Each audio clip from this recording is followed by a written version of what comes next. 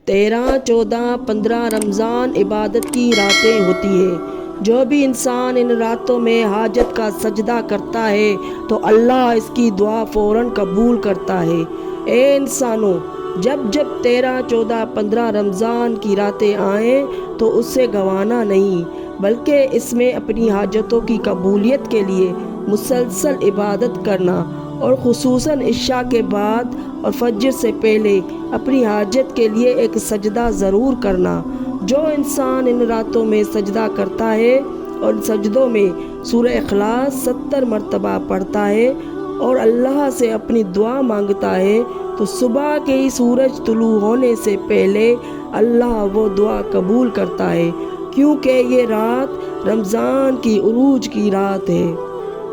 رمضان کا پورا چاند آسمان پر ظاہر ہوتا ہے اور کہتا ہے کہ اے انسانوں، آج جنت کے دروازے کھلے ہوئے ہیں۔ آج کی رات جو بھی اپنی اللہ سے مانگو گے اللہ وہ تمہیں ضرور عطا کر دے گا انشاءاللہ تعالی۔ اللہم صلی علی محمد وآل محمد وعجل فرجہم اجمعین۔